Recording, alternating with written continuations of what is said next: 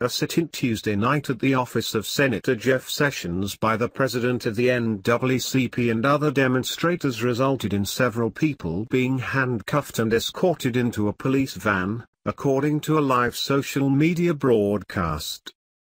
The NAACP said via Twitter Tuesday night that President Cornell William Brooks and Youth and College Director Stephen Green were arrested. The Mobile Police Department said it planned to release a statement via its website. Brooks was among 10 to 20 other members of the civil rights organization who began staging the sit-in earlier Tuesday at the Mobile, Alabama office of Sessions, Donald Trump's nominee for Attorney General. Earlier, Brooks said the group was prepared to be arrested as it requested Sessions, a Republican, withdraw from the selection process for the nation's top prosecutor. The incident in which Brooks and the others appeared to be taken into custody was broadcast on Facebook Live shortly after 7:30 p.m. ET from an NAACP social media account.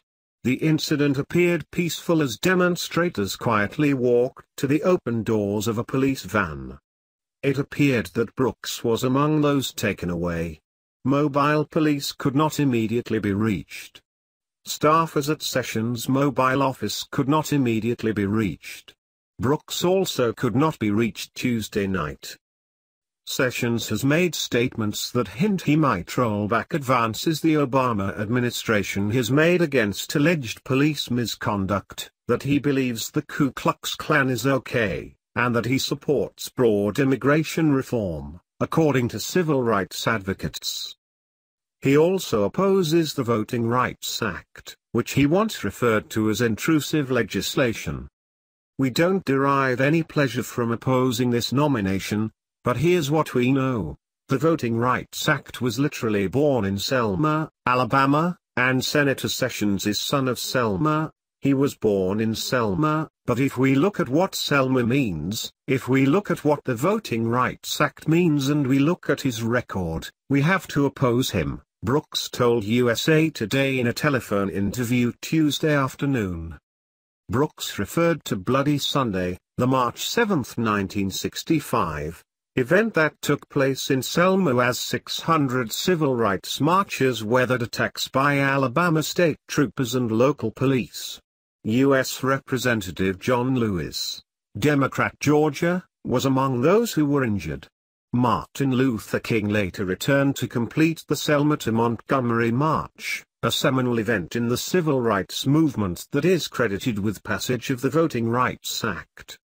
It's not good when you vote with the majority of your colleagues to support the reauthorization of the Voting Rights Act, but then you call the act unnecessary.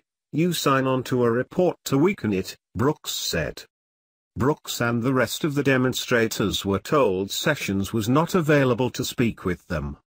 The group also asked to speak with Sessions' policy staff in Washington, but as of about 4 p.m. ET, that had not happened, Brooks said.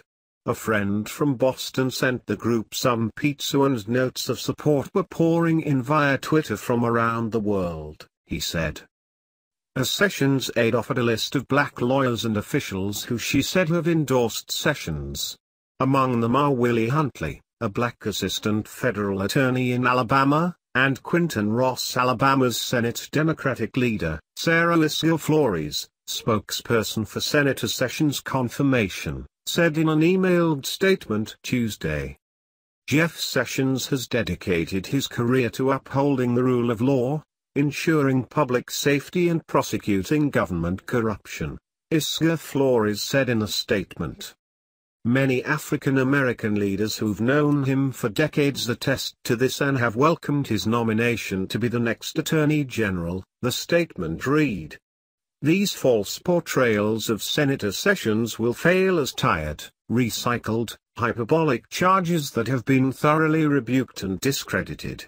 From the Fraternal Order of Police and the National Sheriff's Association to civil rights leaders and African American elected officials, to victims' rights organizations, Senator Sessions has inspired confidence from people across the country that he will return the Department of Justice to an agency the American people can be proud of once again.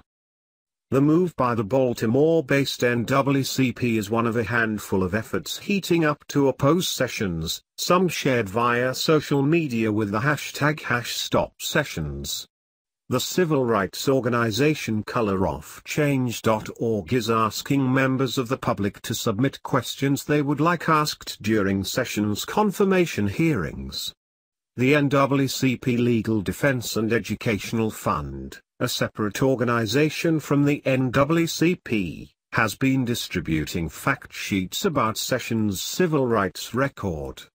"We're calling on citizens of this country to not accept as fait accompli the nomination of Attorney General," Brooks said. "It's not a political coronation, it's a democratic confirmation.